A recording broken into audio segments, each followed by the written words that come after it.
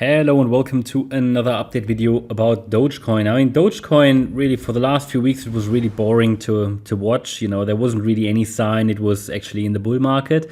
Now we've seen the movement, okay? And now we've seen the movement. It's worth covering it again because of that, a lot of requests. Now, some people might say now, oh, okay, you should have, you're only covering it because it's moving. Well, I cover it because a lot of people are requesting it. The setup which we had on the chart, right, which basically this trend reversal area, that was covered in the last video. So everybody knew what Elliott waves were telling us, basically that a reversal from this area was likely. It was a reasonable expectation. And it happened, okay? We had a nice reaction to this area spanning from or between 7.2 cents to 8.4, which was our wave 4 pullback in a potential diagonal pattern that we've been tracking. So in this structure, we now have a 5-wave move to the upside. Okay, so there is a potential that the overall bear market indeed finished in June 2023 with, however, a not very ideal structure. I have to say that, and I'm not convinced yet fully. Okay, the problem that we have on this chart is that this swing low from June 23 is higher than the June 22 low. So it never gave us a clear low. I mean, to be honest, this structure here leaves a lot of room for interpretation. It is technically even possible that this wave 4 is still unfolding as a triangle. But hey, we take it level by level with Doge. Either way, we had a great setup here, even though it's obviously, well, I shouldn't say a great setup. It was a messy setup, not a reliable setup, but a great outcome. So typically a wave 4 pullback in a diagonal, well, it's not the best setup to trade really, but we had a great reaction. I'm not sure if there was a tweet by Elon or something that triggered it, but it was just due to go, I think.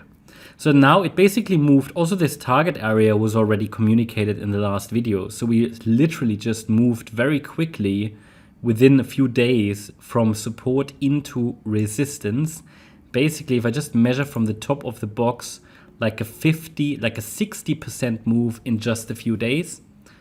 Amazing. So now this indicates, right, what's going on here? Well, this is now actually where we need a little bit more price data. I mean, the situation was, I don't want to say clear, but we had a nice setup. It played out. Now we need to take a step back and just see what the market offers. Because as I said, this could now turn into some kind of a triangle potentially. Okay, I'm going to take these lines off the chart again because they are not reliable at this stage. But, it could just be a range. It could just carry on, okay? So that's something I'm watching. It's not really reliable. But from here, because we have a 5-wave move up now, if I see any sign of a pullback, I'm going to give you the next support area.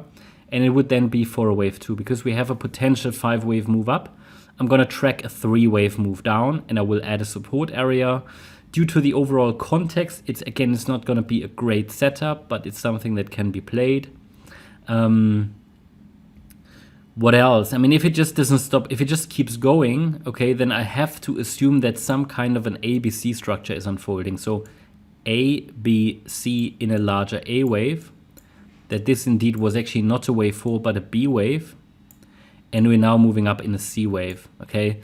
Then I would need to think about how is that integrated. Maybe this is a larger, that's going to be, there are going to be so many options because the problem is, when a chart offers too many options or when a chart moves in corrective structures, actually, should rather say, then it offers a lot of options and that's always a pain. So we have to take it level by level with charts like these. But most importantly, that forecast unfolded as planned. And ideally, very soon before getting a sustained break above 13.7 cents, we are going to see a pullback, but there is no sign of a pullback yet. And if it just keeps going above 13.7, well, then I would be looking at this ABC structure I just mentioned.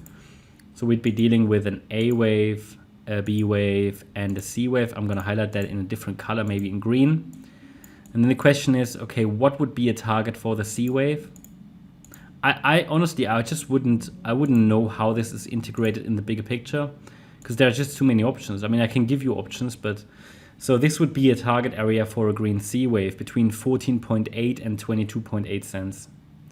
And then we would need to see really how that is going to be integrated. I mean, at the moment, there is no sign it's stopping, yeah. So anybody who really entered in the support region, we reached the target area. So partial profit taking might be an option. And then the best way to I think to approach it is to just use a trailing stop. And then it would basically be the 50% FIB level. I know it's far away. So that's basically the risk down to 10 cents. A break below 10 cents would indicate that this 5-wave move in wave 1 in white is over.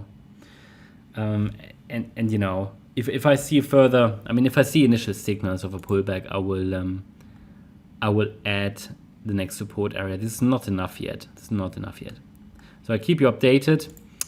Not much more to say at the moment about Doge. So I hope you liked the update. If you did, please hit the like button, leave a comment and subscribe. And if you really like the content, then please check out the channel membership. Also make sure that you follow us on Instagram and Twitter for additional content. Thanks a lot for watching. Bye-bye.